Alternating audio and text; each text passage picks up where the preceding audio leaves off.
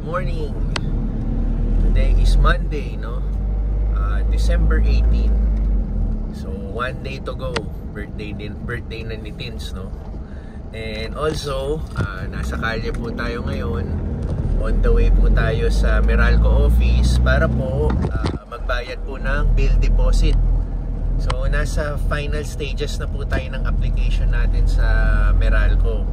So, as you all know, nag-apply po tayo ng Meralco line, new Meralco line para po sa property po ng parents-in-law ko na sisimulan mag-construction ng bahay. So, nandito na po tayo sa final stages ng application natin, which is magbayad ng bill deposit. So, na-install na po yung meter base, and then in-inform na natin si Meralco. That's why, sabi ni Meralco, we can go to the office na para magbayad. So, ngayon, buti kahit papano nakisama yung panahon. Kahit kanina, umuulan-ulan, ngayon medyo tumila. So, ayos. And also, kagabi po, no, medyo late na tayo ng kilos actually today. Kasi kagabi po, nag-reunion po kami ng umuwi namin kaibigan galing US. So, mga past 2 na ako nakauwi ng bahay, no. So, mas napasarap at nag-enjoy naman kami. Kaya medyo late na rin kami natapos. And also, nakita ko yung ibang mga kaibigan ko na matagal ko nang hindi nakita. Actually, bago pa mag-COVID. So, ano na ba ngayon? Mag-2024 na. COVID is 2019. So, almost 5 years, no? O 4 to 5 years hindi kami nagkita. Sobrang tagal na talaga. So, kaya actually kulang pa nga yung namin kwentuhan at yung pagsasama namin kagabi. Pero okay lang, next year pa naman ang alis nila dito sa Pilipinas, mga first week of January ata. Pero ayun, balik nga tayo dito sa kalye, no? On the way sa Meralco office para tapusin na natin tong application na to para again makapitan na tayo ng kuryente dun sa property po ng parents-in-law ko.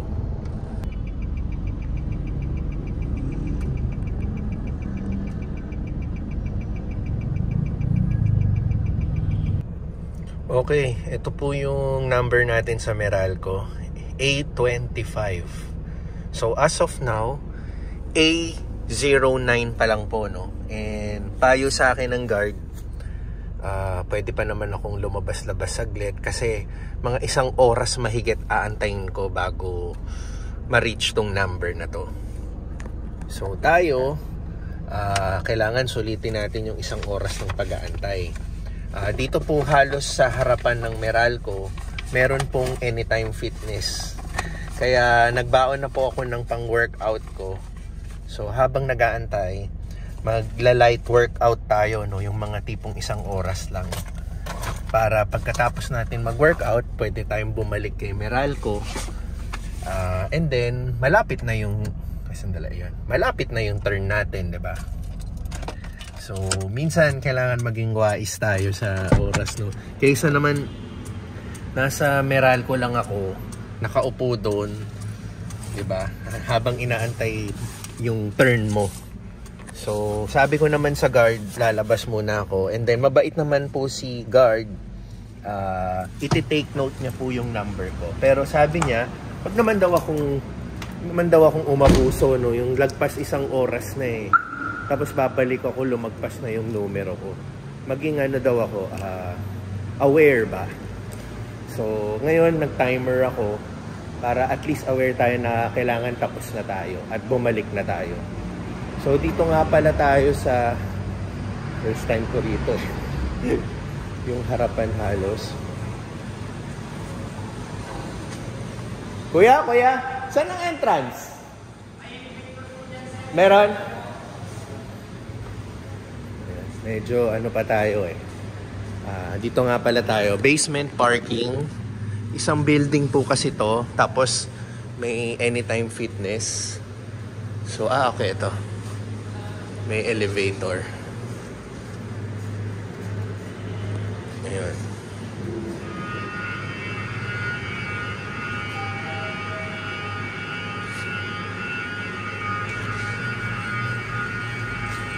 yung maingay. Okay. Upper ground.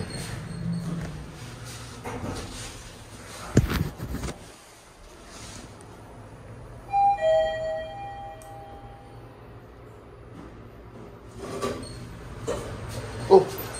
Dito pala sa kabila. Oh, ito pala. Okay. So, nandito po tayo sa... Pakita po natin, no? Para may idea kayo.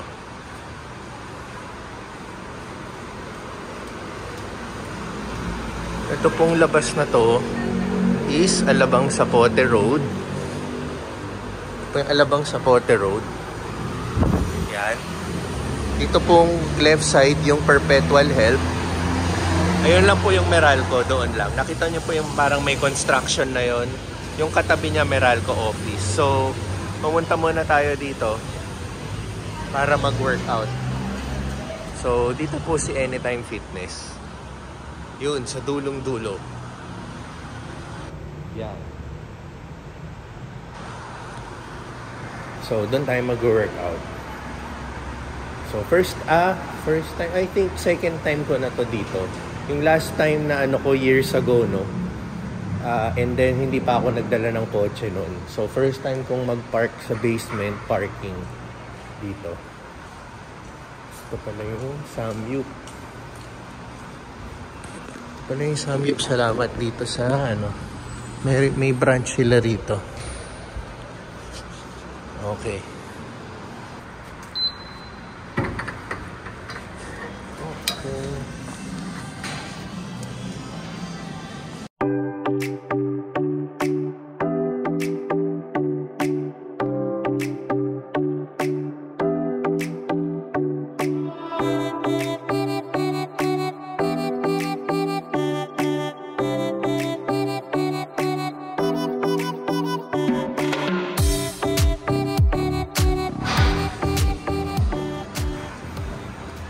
Okay, done.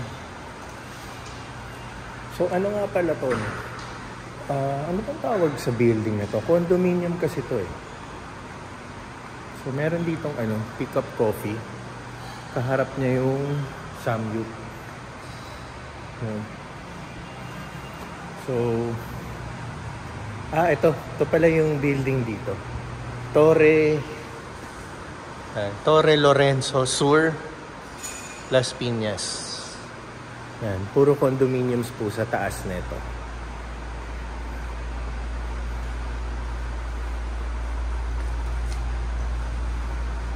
Okay.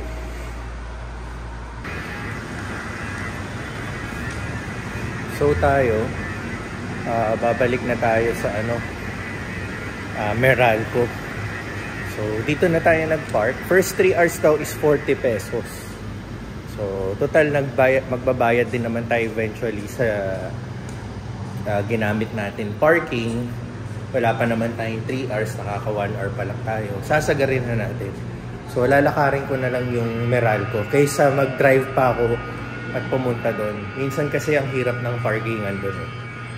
So, naninigurado lang tayo.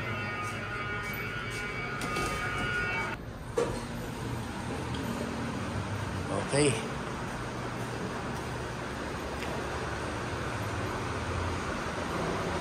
So, meron din pala ano dito, Domino's Pizza. Ayan. So, labas muna tayo, no?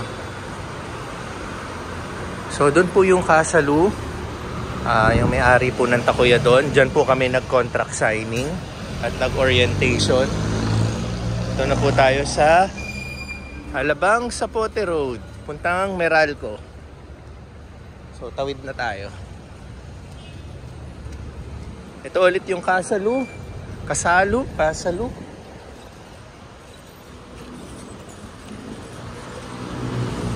Medyo maluwag ang ano ngayon, ha?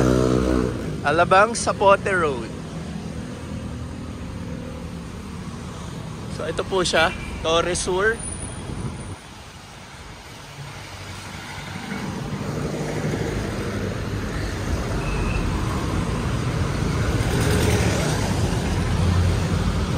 So, So tayo, pagkatapos po ng malaking building na tong ginagawa, dito lang po yung Meralco office. So kayang-kayang lakarin.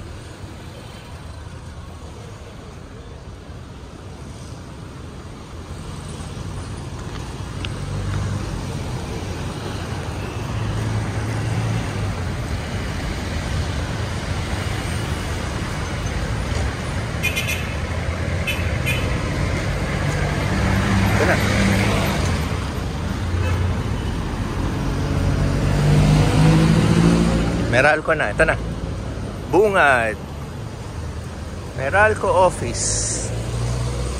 So off na natin, bawal mag-video sa loob.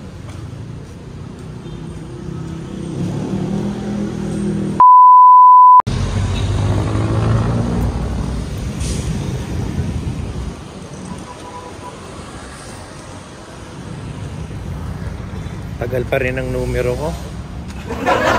Sinabihan ako ni guard, pwede pa akong mananghalian. So, manananghalian na muna ako. Sana pagbalik natin, malapit na yung numero ko. Grabe no, tagal sa Meralco. So, dito tayo ngayon. Tsaka nag-i-start umambon. So, dito muna tayo maghanap ng lunch natin.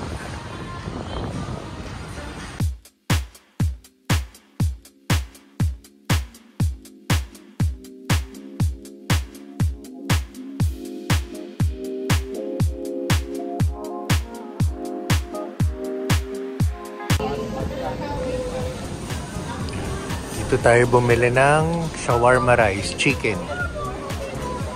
So ito inaayos ni ate. Ito nga pala tayo sa Hypermart. Ito pala yung Hypermart. Tapos may mga kainan po dito. So dito po sa SM Center, wala talagang food court. Ito na yung pinaka food court nila, kaharap ng Hypermart. Ayan. So dito tayo bumili.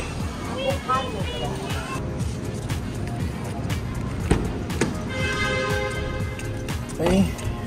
Nakapag-lunch na tayo. Nakapag-back and forth lakad na tayo. Nandito na tayo sa kotse.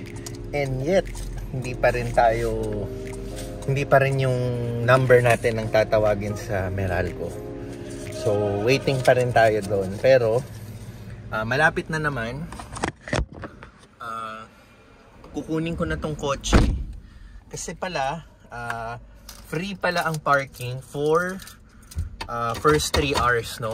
Pero pag lumagpas ka na ng 3rd hour, 40 pesos. So, kinuha ko na to. And then may nakita na akong parking space sa Meralco mismo, sa Meralco office. So, doon na tayo magpa-park para makaligtas tayo sa 40 pesos, no? Sayang din. Tapos habang ginagawa natin to, umuusad na yung number sa Meralco, 'di ba? Pagdating natin doon, baka onti na lang tayo na. Sa wakas, after almost 4 hours. Almost. Grabe, no? Ganyan talaga katagal sa Meralco. Sobra. Pero okay na po, nakapagbayad na po tayo ng bill deposit. Nakapag-bill deposit na po tayo. Dali, masikip. Baka tamaan natin yung kotse.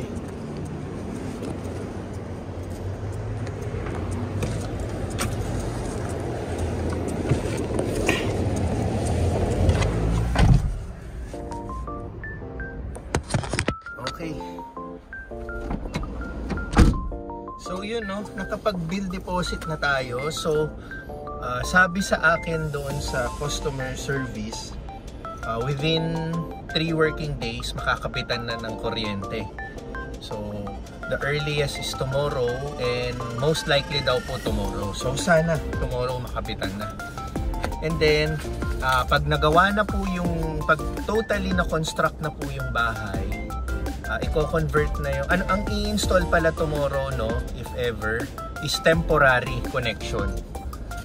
Para po makapagsimula na po ng construction sa lote. And then, pag nagawa na po yung... Dali lang na. Okay.